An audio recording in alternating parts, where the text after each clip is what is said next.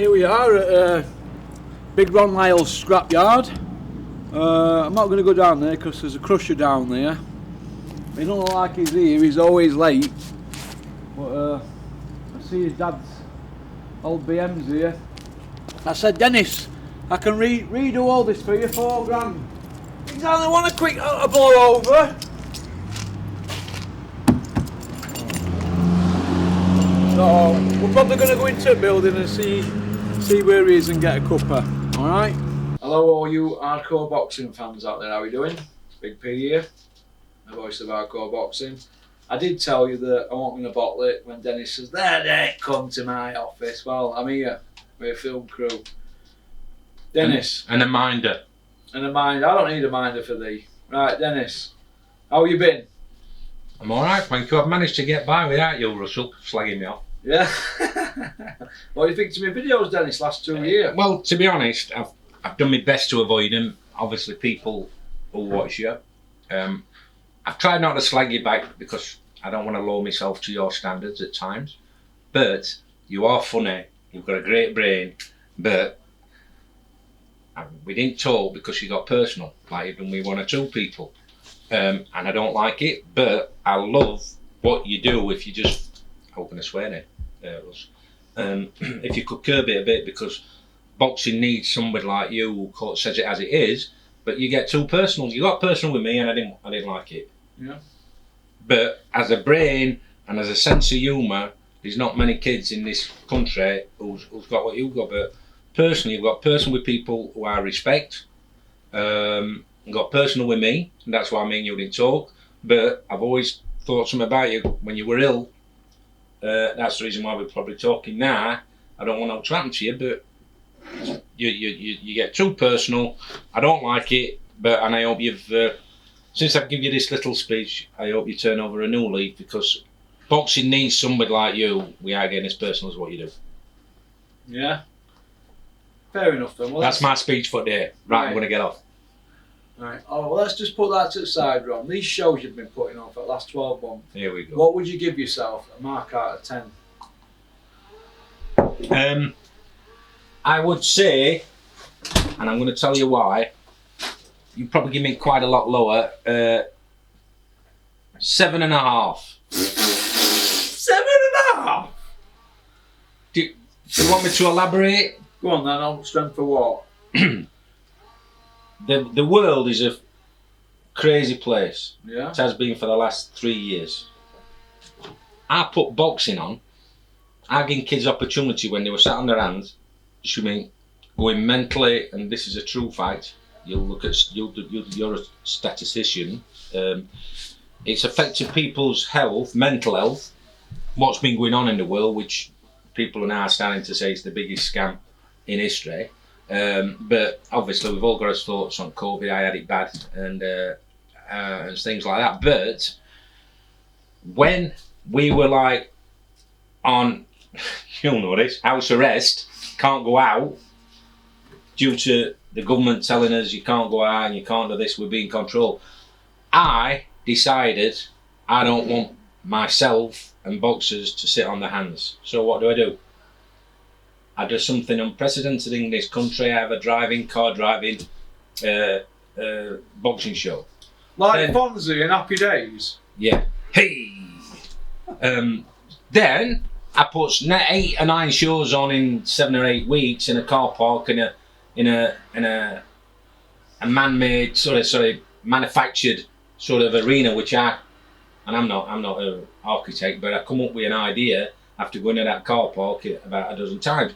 So I've got kids off the backside, and some of them, you might say, some of them weren't the best matches in the world, but it got kids back boxing again. Yeah, it did, yeah. So that's the reason why I'd give myself a 7. Some of the matches you might go, well, they're not the best, but guess what? Within 12 months I had 2 world champions. Jack Massey, who were on not on say I'm the scrappy, but like withering away, and then Anna Rankin, who she didn't know what she was going to do. WBA, IBO, Jack Massey from nowhere, made him relevant, IBF European, and then IBO champion. So I've done a lot of good within that 12 months. Me and my partner Steve Crumpen, he's been 100% backing me because obviously I've been in the game 30 years. And, you know, the fella who you said would never win anything, would never win a domestic title, Tommy Frank. That bought him it. He won a. How can you buy a British title? Alright then, Dennis, how did he get a British title shot coming off 2 losses, but technically it was 4? One of them were injured, and if you fight for a world title or a European, what's the progression back? You go back to domestic titles. That's what he did. He fought on the international scene, and then came unstuck, fell a touch short, goes after a domestic title. It's what you do. Yeah. And now he's bounced back, and he's going to be in another smashing fight with Jay Harris. So that's who Tommy Frank's got next. Good fighter, Jay. Jay Harris versus Super Tommy next. Yes, Super Tommy. Right, okay, well good luck to Super Tommy. Go on, so tell me what you're going to say about it, because you said he'll never win. I said I don't think he's good enough to win a British title, but I thought it were... You're backtracking now, Russ. No, you took it out of context. He were going to fight Sonny Edwards when he for the British title, if you remember. And you pulled him out, didn't you, when I worked here with you? You went, oh, you know what, Russell? Never pulled him out. You said, we're going to go in a different direction. I said, oh, there's Sonny Edwards fight here for Tommy. It's a good fight. You went, different direction. Selective memory, Russ. Oh, go on then. Sonny Edwards, we're always going to be fighting and probably winning a world title. So I'm saying I want to develop Tommy and build his brand and see how good I think he is. But they were going to go like that. Obviously, he's gone that way to the top. I were hoping that we could have tracked him and then they fight for a lot bigger title, earn a lot more money, and put them together there. Is that wrong? Yeah, but you used to say to me, you should always strike while the iron's hot, and the iron were hot for them, wasn't it? It wasn't. You mean the money wasn't right? The money, the timing, exactly. I want to get him as much as possible. It's not about me and money. You know how much money people go on about money, which I'm sure we'll talk about. Is that I've never been money driven in boxing. It's the achievement, and then once I achieve, I go right. I should deserve something back. It's like any investment.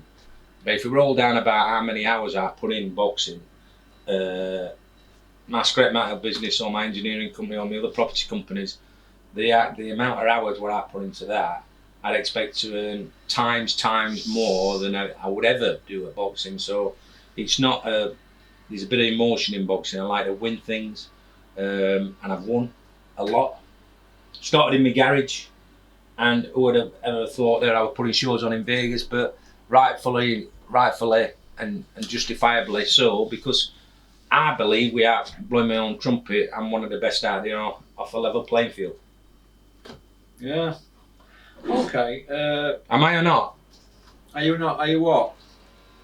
You're not listening to what I'm saying, so if you're going to pay attention, Russ, come on. Am I one of the best at doing what I do?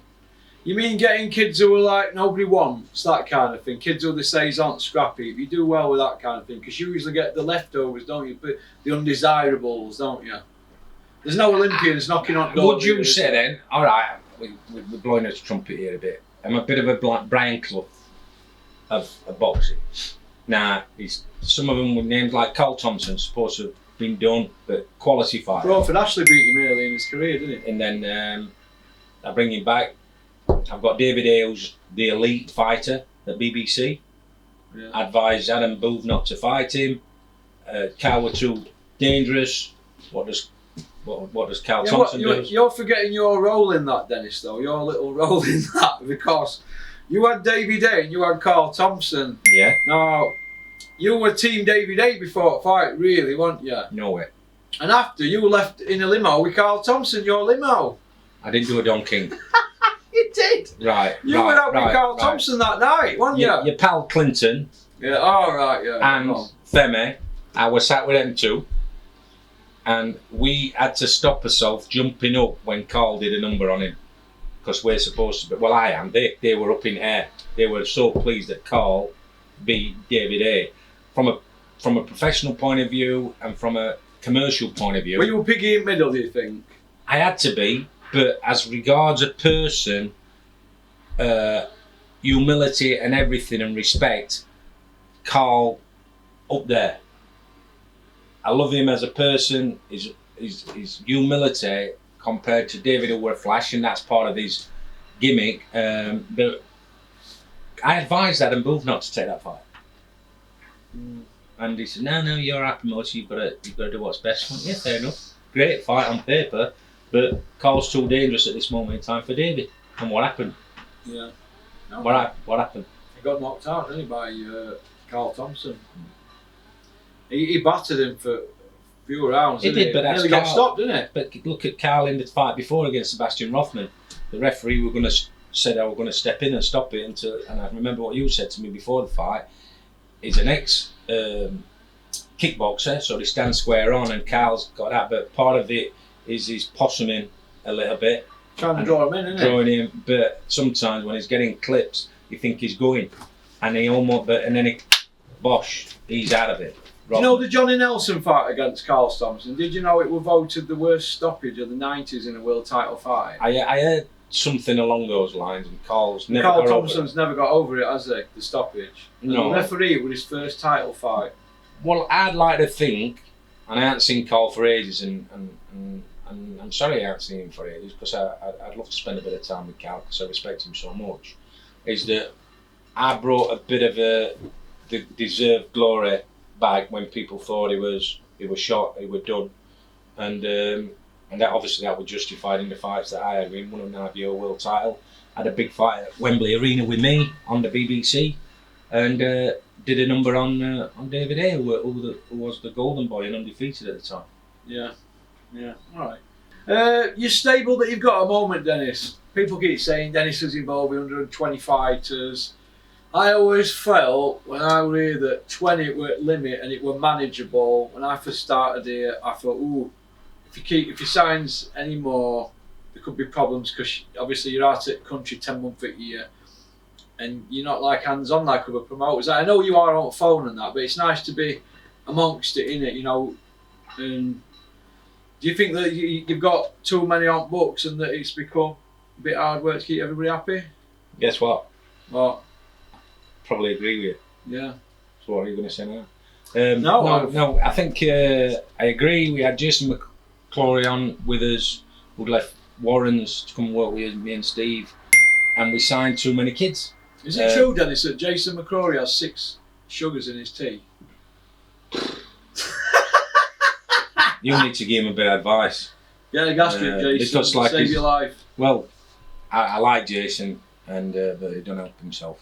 But as a person, I like him. I mean, obviously, you had a couple of spats with Jason. He didn't like some of the stuff you were coming out with, but as regards health, yeah, he needs to sort something out. But I do like him as a kid. But we signed too many kids, and it got too much, a little bit run away with us a little bit, because you should know me, Russ. I like the connection bit, and that's one of the reasons why I believe that the biggest story, what helped make me, is the Clinton story. Clinton Woods put you on map, didn't he, basically? Yeah, but obviously I put him on the map. Yeah, but he's in ring taking punches, isn't he? Well, how many people are in the ring taking punches for a central area? And would a Clinton have got a world title without me? I believe not. Would he have earned as much money as what I got him? I believe not. Barry Earns once said that to me. No, not him. Frank Warren at the time could have ever got Clinton the fights, maybe, and the money. So yeah, you can say that. Stuart Hall or whatever. You know, would you look at kids like that and say world title? He lost domestic. Jamie McDonald was losing domestic. Why did they come to me? The reason why Clinton come training with me and Neil Port, and Neil once, I remember Neil said, "Oh, Clinton was." I went, "Oh yeah." He says, "Oh, he was a good amateur as a young'un." And anyway, so it come with a pot belly, going nowhere, very basic, but just got a winner's mentality, and because of like Neil drilling it in, and me, and then taking him all over the country, then the world, to play his trade, the time and effort I put into him, I couldn't do it with any other fighter now. I ain't got the time. The time and effort, you mean into Clinton? Yeah. Dennis, you were saying you did a lot of work with Clinton. What do you mean behind the scenes, taking him out pads or mental work and stuff? Oh, when he first walked in, I was his sparring partner for a bit. I used to spar with him odd little bit, and then I'd take him up pads with Porty, with the main one with pads, and I was putting a a program together for him, and then and sometimes I take Clinton on pads and get in his head a little bit as regards mentoring him as well. But he was like my baby brother, Clinton. It's a fantastic story. I haven't read his book because I think there's a few untruths in it, from what I've been told. Is that why you don't speak to him, Dennis? No, because because he questioned me 10 years after about where people have been in his head. People who never put their hand in the pocket once, like I had, and some people who've been there for the ride. Because the reason why some people wanted to know Clinton, because he ended up being a champion, and they went on some major excursions with us, all like manoeuvred by really me to get him in positions. And some of it in his later fights, I could only get Clinton on certain platforms because of Ricky Hatton. When I got Ricky, so I got him a couple of paydays on the back of what I was doing with Ricky. So there's all sorts of things. Did you lose money early on with Clinton in his career? Absolutely, of course I did. I went up and down motorway, taking him in and paying for this, and then trying to get odd sponsor for him and stuff like that. Of course I lost money. A lot. I didn't take any money early doors, and I never took my full percentage out of Clinton anyway. And that's when he questioned me about certain things. He absolutely broke me out, because I loved him to bits. Obviously, I've still got a lot of respect for him because what we achieved together, but letting people get in his head and question me about this, that and the other, I lost respect in that way. I lost a little bit of trust in a way because, like he didn't put in his book that I was paying for his private healthcare like a booper. Who else does that? What other manager does that? And 3 or 4 years after he packed in, apparently he'd said in his book that I left him if we part of company. We never parted company. I was there in his last fight. He said something about I thought I'd pre-arranged when I gave Crash Roy Jones's. Well, you said you never read the book. I haven't read the book. Oh, is it what people have told you? Yeah, and somebody says, oh, he says you're. People pick this out, certain things, and I've gone. And honestly, I haven't read the book from start to finish. All right, I read it. I thought it was a good book. Well, I've heard he praises me and stuff like that. Now, that's great because I praise him for You're what we did. You're a sensitive soul, then. I don't like things, and me integrity, I guard a lot.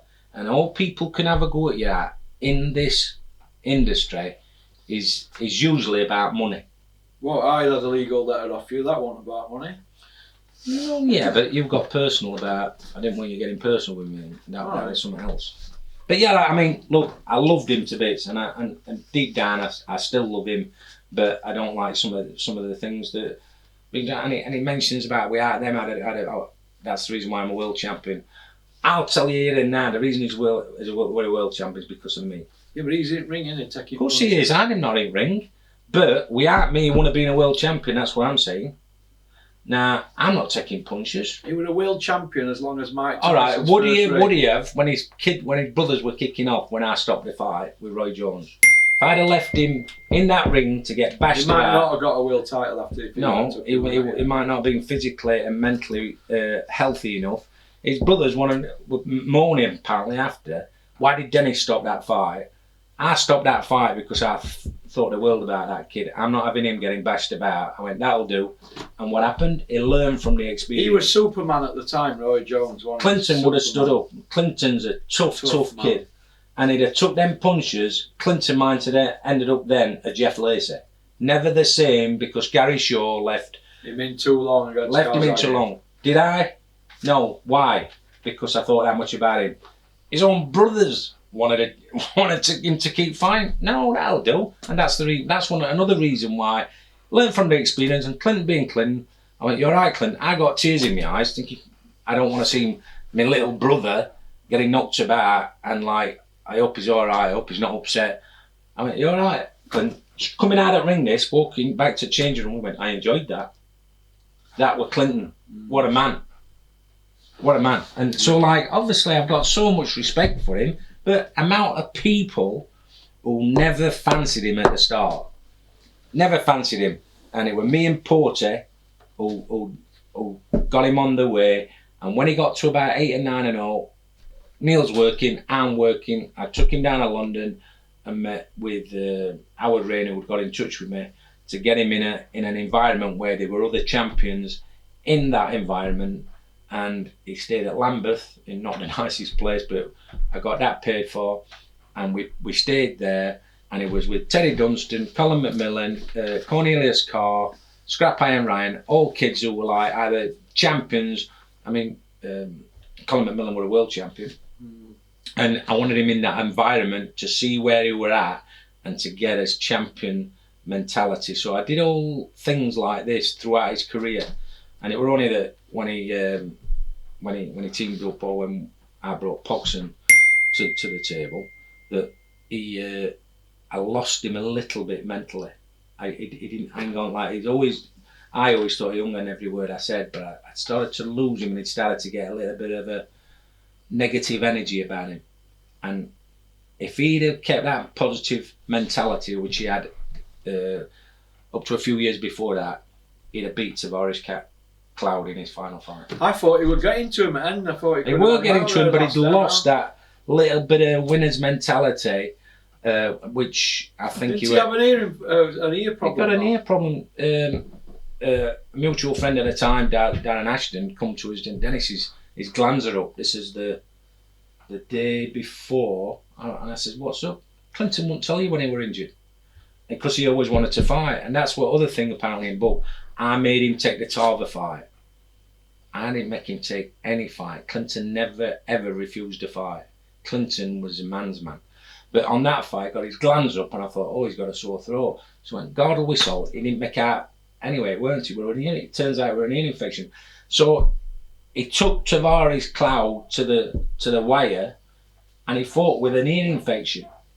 That's how tough and game Clinton were. If he had the winner's mentality, he beats Tavares Cloud on that night, even at that stage of his career. Yeah. Jamie McDonald, Dennis, why did that end up sour in end? Are you still mates now? I talk to Jamie if I see him, but I've had me obviously end up having to go legal with him because I'd got a contract with him. I took him. He come in here with, bless him, Pete Bell and his stepdad. Pete Bell. Can you help him? He'd lost 2 domestic fights on the trot, I think. Yeah. And I got him in our gym, and that time I got Poxon helping train some of the kids. And let's be honest, Poxon's not a trainer, but I brought him into boxing and tried to bring him on with amateurs, and then I used to get slagged off for letting him to train pros.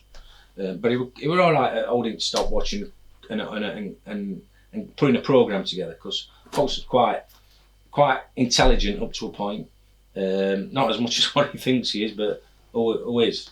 I know my limitations, but I know what I'm good at, because my track record speaks for itself. But so he'd be training in our gym. We've got Clinton, I forgot who else would be in the gym. We've got a couple of lads.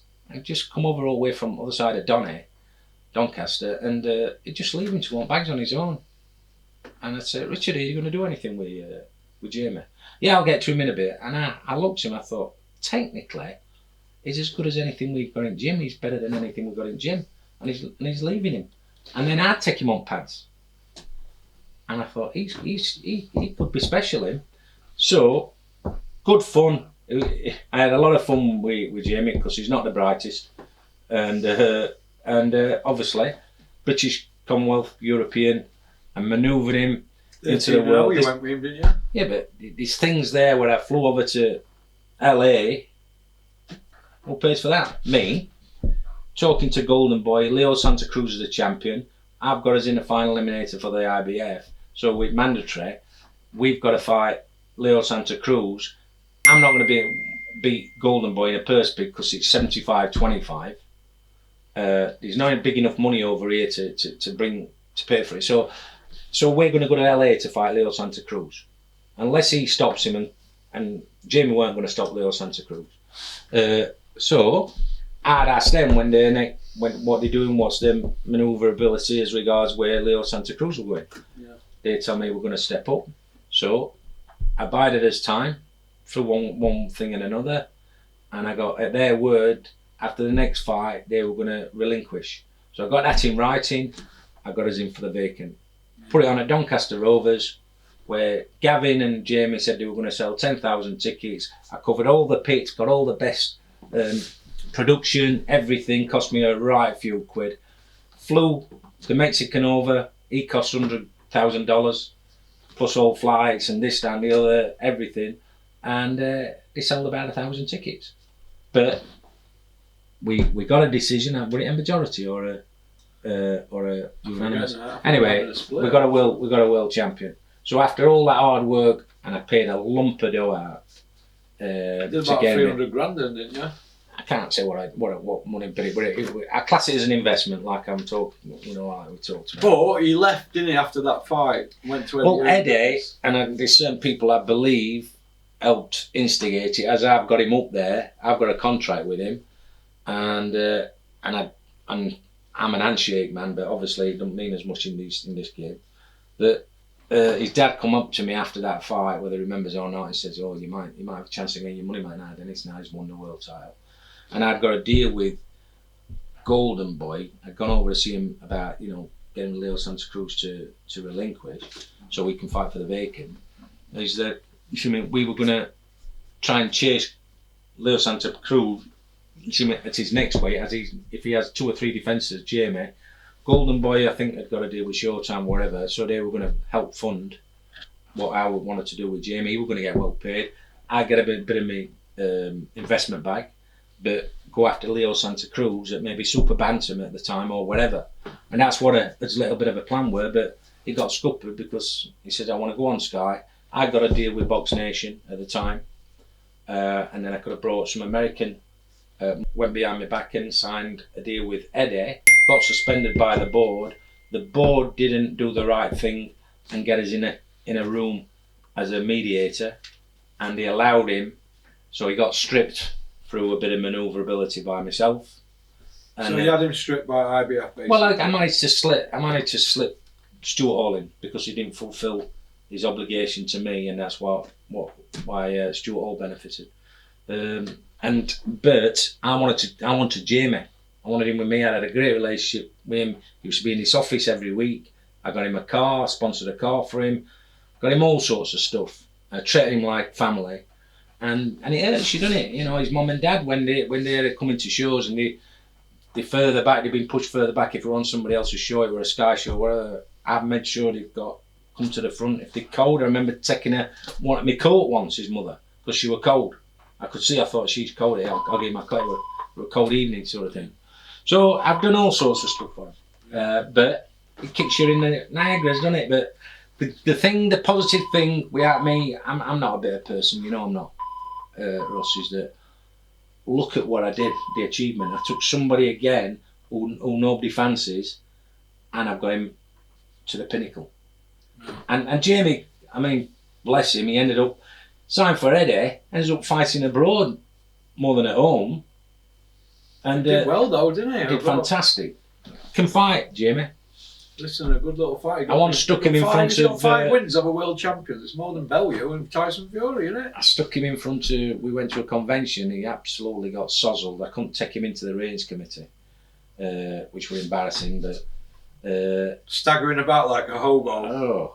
Went to bed that night. But anyway, it didn't. It's face to face with Sugar Ray Leonard, and I've got him. Bless him, Ken Norton were there, and a load of ex-legends, and he'd no idea who Ray Leonard was. You don't follow. I heard that story. The Ray Leonard fan. He'd know it. Were he any good like? I went, you are. I don't follow boxing, do I? But you don't know who Sugar Ray Leonard is. Oh, come on, Jamie. Anyway, but fun. Harper against Rankin Dennis next week. Are you looking forward to it? Yeah, I am. Yeah, Eddie said he'd never work with you again after McDonnell got stripped and all that palaver, and didn't they spend money trying to appeal it and all that? Oh, the IBF had Barry Ring them up, Eddie Ring, Barry Ring, and certain members of the board ring up. What, from here? Yeah, why are they getting involved with that? Well, they shouldn't do. Shouldn't get involved. Well, I've avoided this.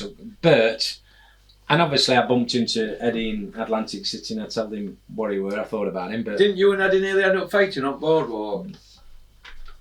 And by the boardwalk. I heard you went And up by the sea. to Dennis. You went up to Eddie.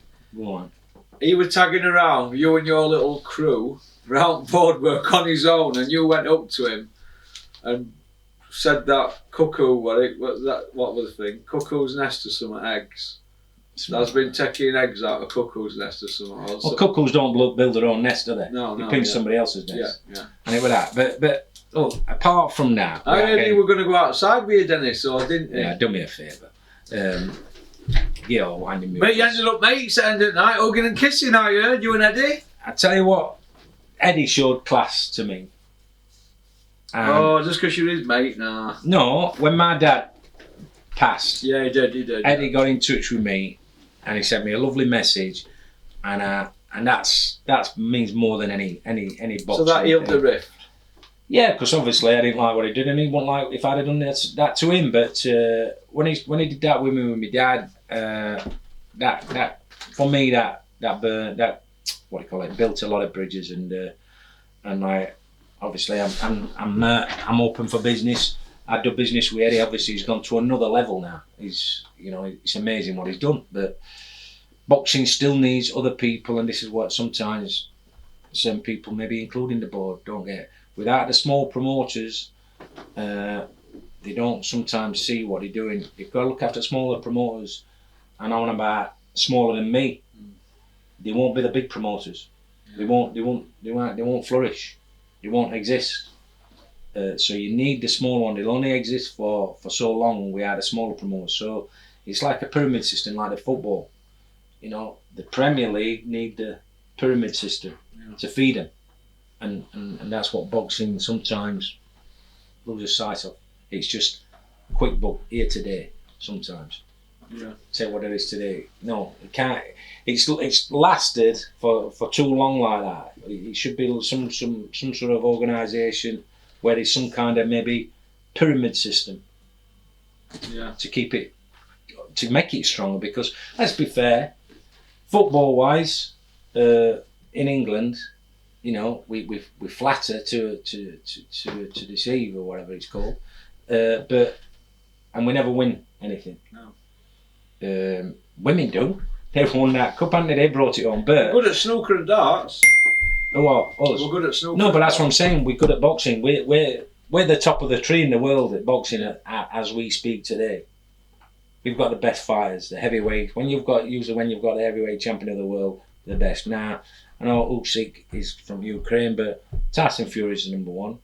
And then you've got you've got Joshua, and Dillian, and you've got Joe Joyce, and we've got the best. Dave Allen, Dennis. He came back. The White Rhino. After you let him go because he won't train. No, lazy. Who nicknamed him White Rhino? You. Yeah. We like Dave Allen, but he's not dedicated at his craft, is he? He wasn't. That's the reason why I parted company with him. But as a person, I've always got on great with him, and I like him. I admit he's a bit bipolar, but I'm pleased he's got a little baby, bless her, and hopefully settle him down, and hopefully he can get 1 or 2 decent paydays. So it just enhances his financial security. What's he got left on his deal with you? I can't remember. 4 fights. Can't remember. You don't even know what deal he's got with you. Come on, You put me on this. I've got a lot of fighters. Me and Dave's just got a special relationship. Basically, it's an handshake, isn't it?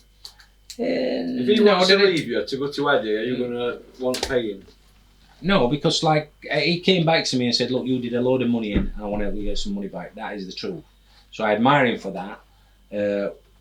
1 minute he wants to fight like Babbage or Bush, and then he's saying, "Oh, I want to do some 4 or 6 rounders." So I've been manoeuvring around that, but I've said today, because of our relationship, tell me where you want to be. Do you want to do 4 or 6 rounders, or want to go for a big one? At the moment, he's going to have a tick-over fight. That's what it's looking like, and then we're looking for something big, if possible. Do you feel that half the problem you've got, Dennis, is you try and be everybody's pal who's in your stable, and that can be detrimental to what happens down the line, because I don't see Warren being everybody's pal with his fighters, but I just see it with you. Do you think that that's the problem? Probably in an industry that's not like any other industry. I mean, Yeah. And you know, I started the scrap metal business. I sold a Greyhound to buy a pickup. Sold it to Terry Curran. Terry Curran. One of our mutual friends. Who's near you? It's not like any other industry, but you live for the big night, and I've had quite a few on it. Yeah. And I've done beyond, you know, your dreams, but it's not been easy. It's been hard work. You don't get anything without grafting unless you've had it handed down to you. And I never had anything handed down to me.